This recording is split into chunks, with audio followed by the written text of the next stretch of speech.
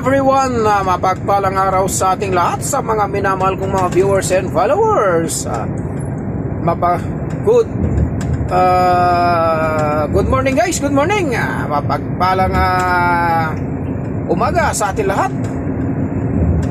Diyos agaw tani ka mong aming waging ay kay Banago na imbangal daw kada kayo aming kakapsat ko. Welcome back sa ating vlog na si Kuya Agusting Adventure. Guys, inyo ako samahan sa aking pag-road trip adventure dito sa aking dinadaanan na naman guys.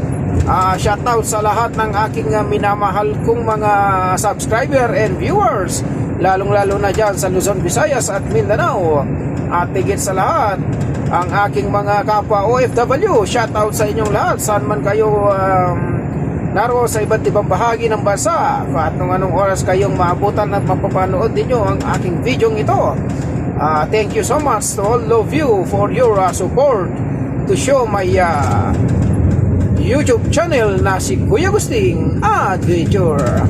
Hali kayo guys, inyo ako samahan sa aking pagbiyahe.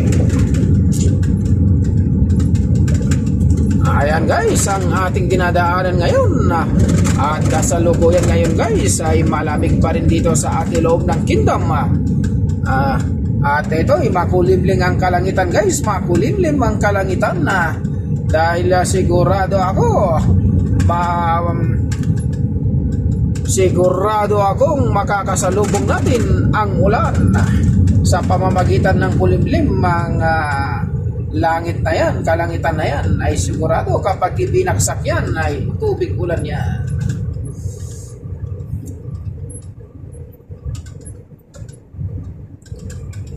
Kaya taos puso akong nagpapasalamat sa iyo guys hanggat naririyan kayo na nanonood sa aking ina-upload na video ay aking ipagpatuloy ang aking pagbablog. Thank you so much for your support to all of you my friend, for your show my YouTube channel and to support me. Thank you so much for your subscribe. Naway nasa madagdagan pa tayo ng ating subscriber sa YouTube channel natin na si Kuya Agusting Adventure.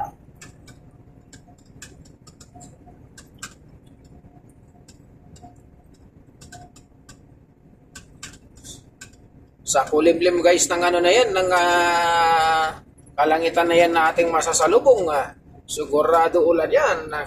At okay lang naman kasi hindi pa tayo nagwashing ng truck. Dahil ngayon talaga yung tawag dito, yung tiyempo talaga ng tag-ulan itong buwan na to. Buwan ng January, February hanggang March. Minsan abot pa ng April yan na nag-uulan-ulan dito sa ating ruta.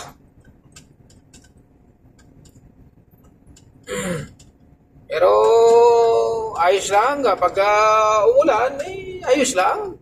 Banat pa rin tayo sa biyahe. Dahil itong biyahe natin, pang-apat pa lang to.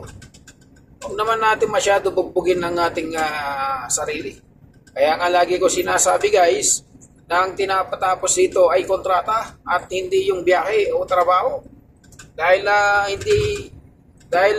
walang katapusan ng trabaho rito, walang katapusan ng biyahe dito sa kumpanya na to na Almaray Company. Kaya nga lagi ko sinasabi, hanggat may arabo, may manok. Kapag may manok, may feeds, may soya feeds, saka mais na ini-export sa ibang bansa para yun ang aakutin.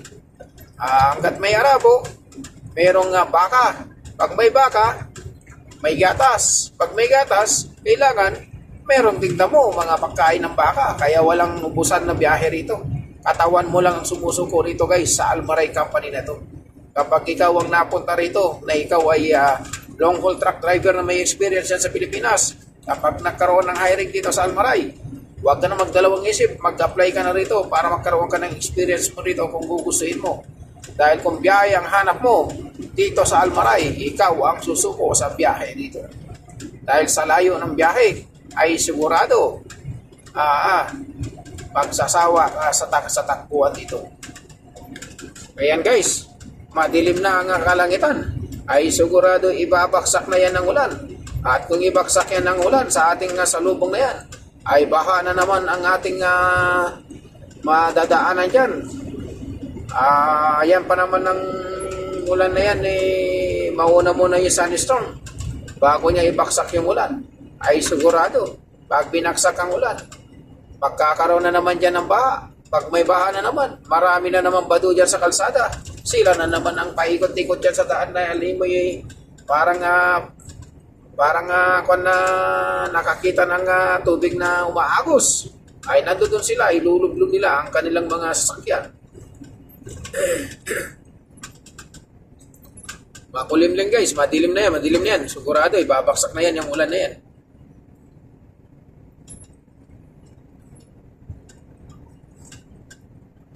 Makulimlim na kalangitan. No?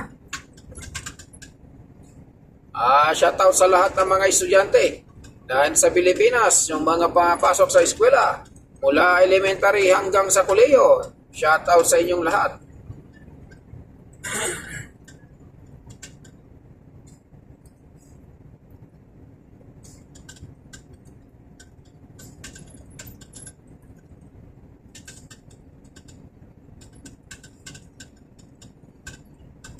Siya nga pala guys, kaya ganito ang itsura natin na nakabalot tayo ng balabal sa ating ulo.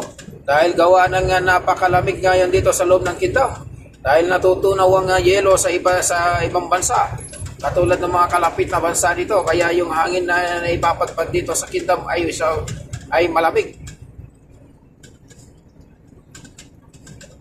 Ayan na guys, makikita natin sa ating windshield na meron ng patak ng ulan. Patak ng ulan na yan guys. At kasulukuyan na yan ay parami ng palakas ng palakas. Ang ulan na ating masasalubong. At yung ulan na yan ay mayroong kasamang sunstorm at buhangin. Ayan na nga guys, nasasalubong na natin. Yung patak ng ulan ay lumalakas na. Kaya ang gagawin natin ngayon ay magwa-wiper na tayo guys. Be careful. Ingat sa biyahe. At kung ating napatutuyuin pa natin ang daan na ito guys, bago tayo tatagpo, ay abutin tayo ng siyam-siyam dito. Dahil pag ganito ang ulan, matagal yan uhupa ang ulan na yan. Kaya ang gagawin natin, sasanunin na natin sugurin na natin ang ulan na ito. Dahil sigurado ako, madudumihan at madudumihan din naman ng ating sasakyan. Kaya ito na guys, lusubin na natin. Huwag na tayong magpakitupik-tupik pa dyan. Talaga naman, bibirahin na natin guys.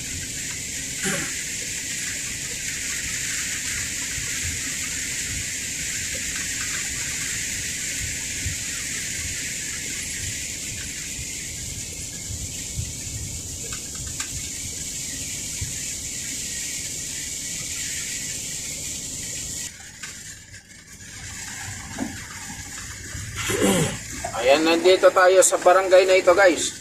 Hindi ko alam kung anong ibig sabihin ng nakasulat na yan sa arko na yan na Arabic. Hindi ko alam kung anong ibig sabihin yan. At ating nababasa dyan yung arrow na yan.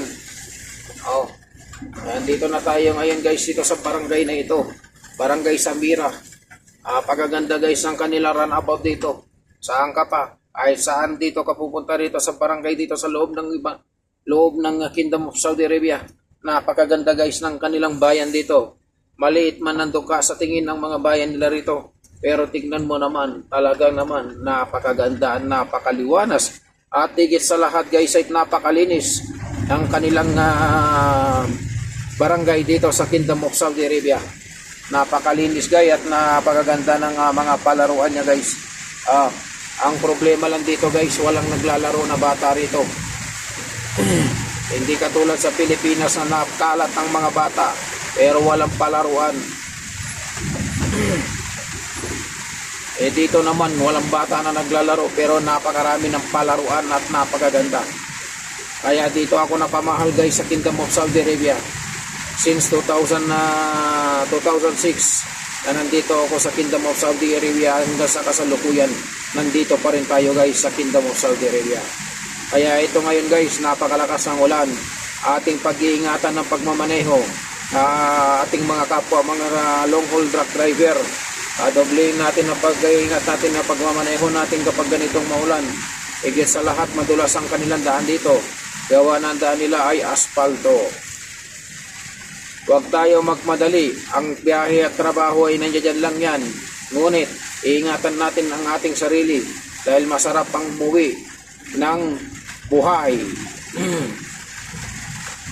At lalong-lalo na tayo ang inaasahan ng ating pamilya. Kaya lagi nating ingatan ang ating mga sarili. Ang sabi nga ng Panginoon Diyos sa atin, kung ingatan mo ang iyong sarili, ay Kanya ka rin iingatan. Ngunit kung hindi mo iniingatan ang iyong sarili, hindi ka rin niya iingatan.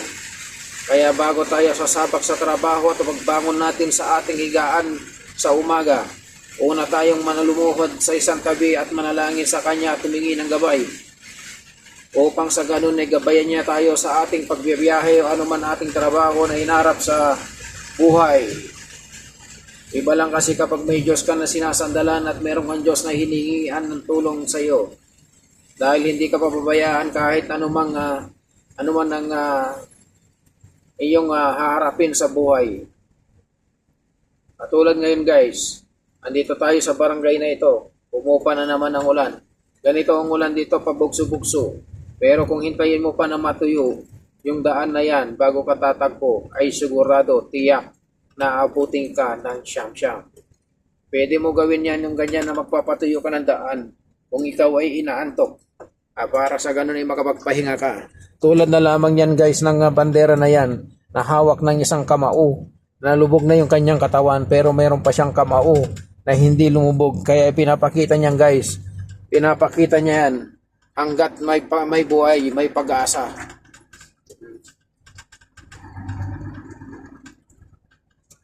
Ayun na yung Saudi.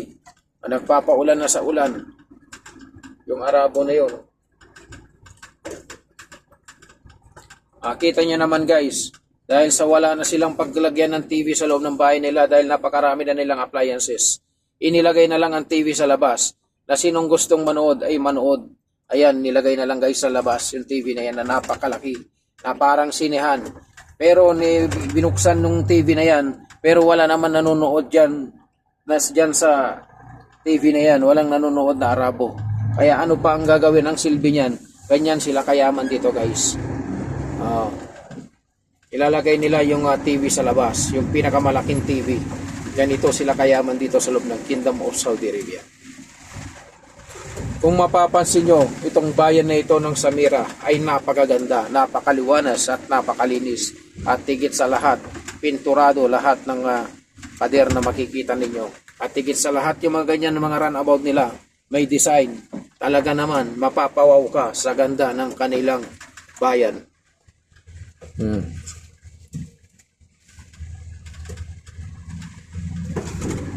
At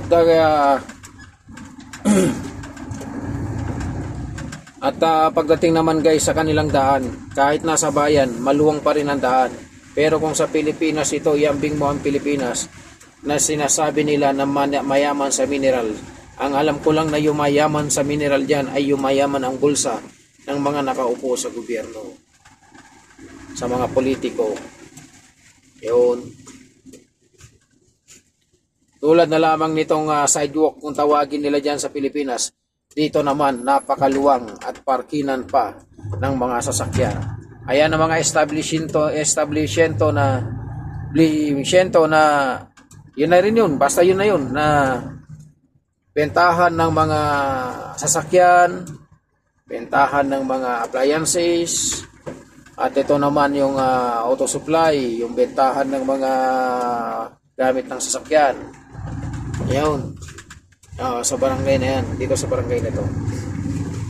At yung isa naman yan naman yung grocery. Yung mga grocery store dito guys, marami, tabi-tabi yung grocery store dito sa Kingdom. Malakas ang mga grocery store dito. At saka yung mga bilihan ng mga foods, yung mga pagkain katulad ng mga ready to eat, malakas dito sa Kingdom. Kasi wala silang ibang ginawa rito kundi kain na lang ng kain, kain na lang kain, gano'n. Ano sila rito?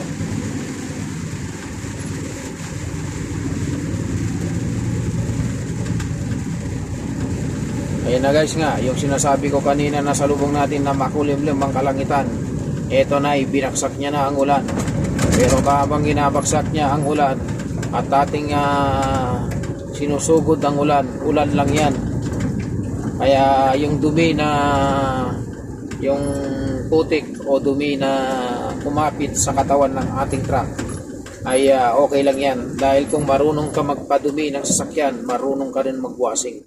Wala namang problema sa washing area natin, katawan na lang natin ang problemahin natin. Dahil dito sa Almaray, ang washing area rito, pressurized water, at higit sa lahat, yung kanila yung sabon na pangkuskus sa katawan ng trailer. Pero bago natin kuskusin yan, kailangan tapusin o kailangan na umupa muna yung ulan at bago nating wasingan yan. Dahil kapag winasingan natin, halimbawa winasingan natin ngayong araw na ito at pagtagpo natin ay salubong na naman natin ang ulan, pinagod na lang natin ang ating katawan. Hindi pa namamatay ang street light dito sa ating dinadaanan. Kahit tanghali na ay buhay pa rin at siguro tulog pa yung maintenance nito. Ang street light na yan.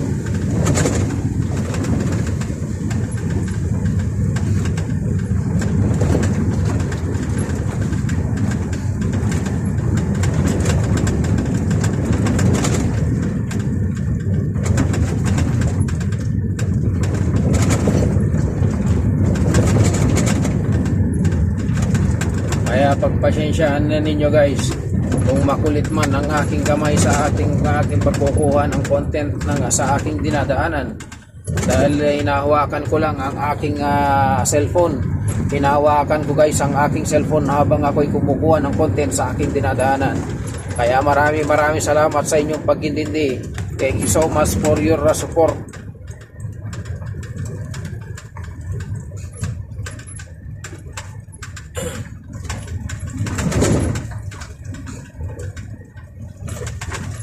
Kung sa ibang bansa naman ay nagyayelo at umuulan ng snow, dito naman sa Kingdom of Saudi Arabia ay mainit at umuulan naman ng tubig ulan. At higit sa lahat, naglalangis ang daan. Dahil kapag merong truck na tumagas ang diesel niya na kumakalat sa daan, yun ang tinatawag namin na naglalangis ang daan.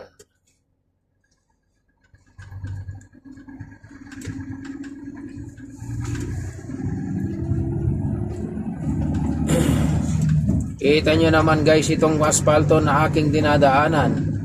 Madulas yan dahil makintab. At kung matulin ang takbo mo dyan, bigla pitik ng preno, ay sigurado babalik ka sa iyong pinanggalingan.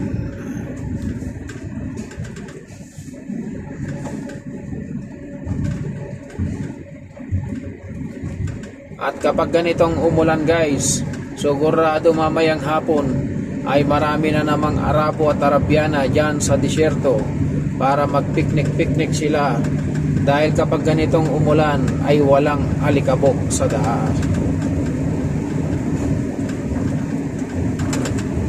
At yung iba naman maghahanap ng tubig baha dyan sa disyerto, at kung makakita sila ng tubig baha dyan sa disyerto at doon sila magkumpul-kumpul na.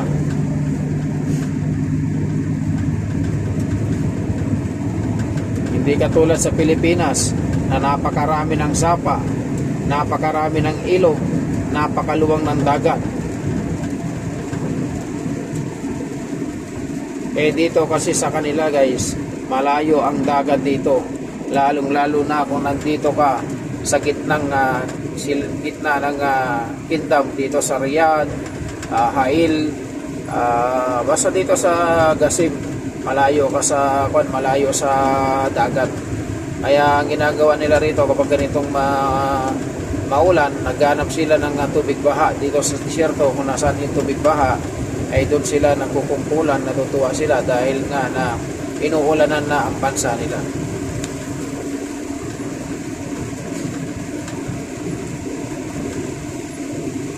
Ngayon kasi ang tag-ulan ngayon dito sa, ayan ang season ng tag-ulan.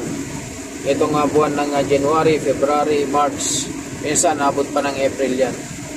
Pero hindi naman yung ulan na katulad sa ibang bansa, na katulad sa Pilipinas, na maya-maya ulan. Dito, bukso-bukso lang. Pag ganitong nagkaroon ng ganyan na makulimlim na kalangitan, ayun, ay sigurado uulan yan. Uulanin sa atin lang. Kasi dito guys, kunting ulan lang dito, nagkakaroon na ng baha. Dahil nga yung lupa nila rito, kumbaga yung iba yung lupa nila rito, buhangin. May kasamang buhangin. Kaya mas marami buhangin kaysa sa lupa, kaya hindi masipsip yung tubig ulan.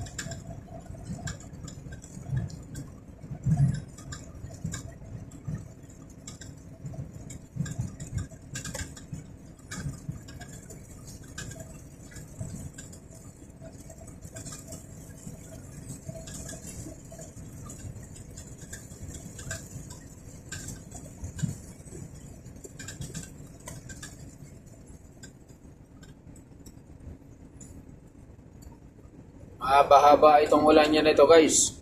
Matagal itong uhupa itong ulan na to. Dahil ampun-ampun lang.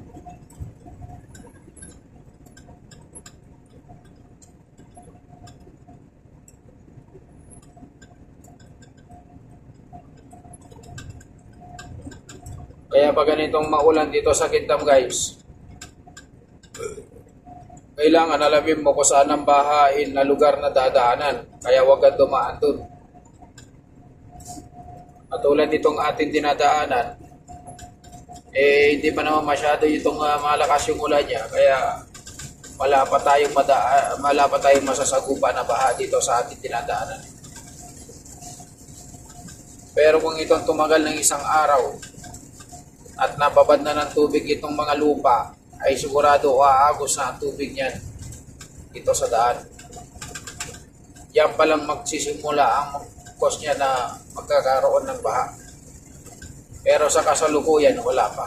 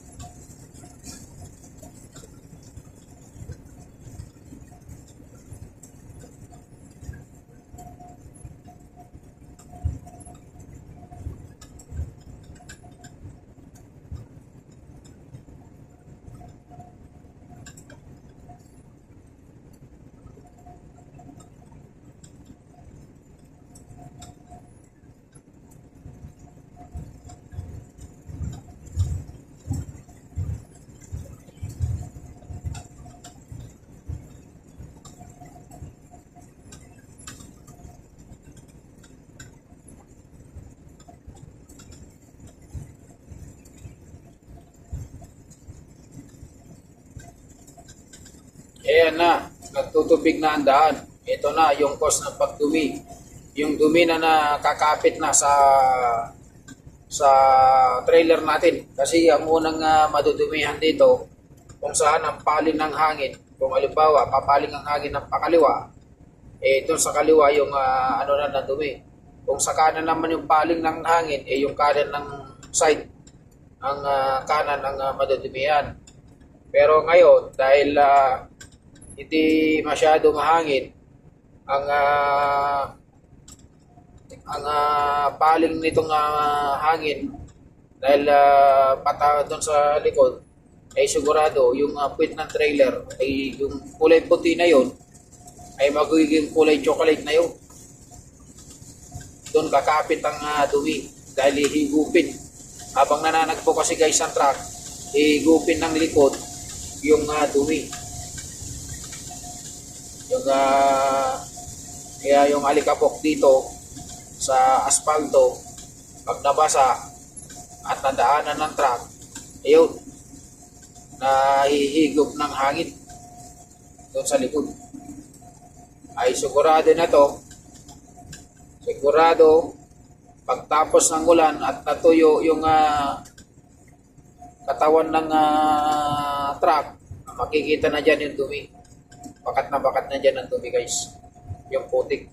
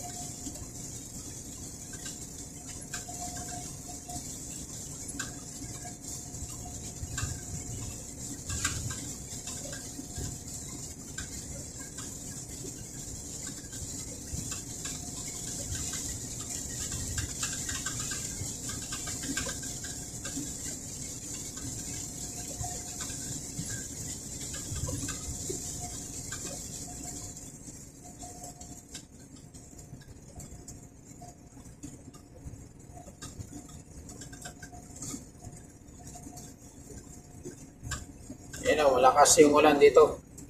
Malakas ang ulan dito sa ating kinaroroonan. Malakas yung ulan. At kung ganito hanggang mamayang hapon, pagbalik natin, sigurado, baha na rito. Yan yung mga warning ko. Pagka yung tumaas yung tubig, bawal lang tumawid dito sa daan. O bawal dumaan. Ayun, dito yung dito, bahain dito kasi mababa rito.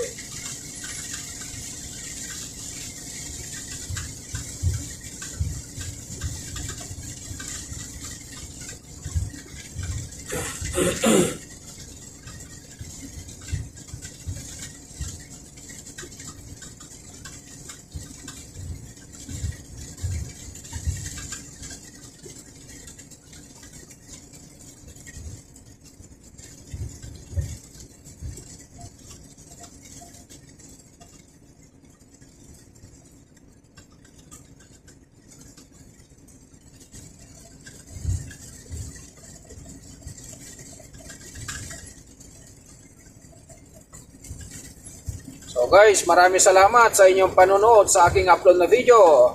Maraming salamat guys. Lagi po tayo mag-iingat sa lahat ng ating mga trabaho. Samang kayo naroon sa iba't ibang bahagi ng bansa. Maraming salamat. Ingat and God bless you all.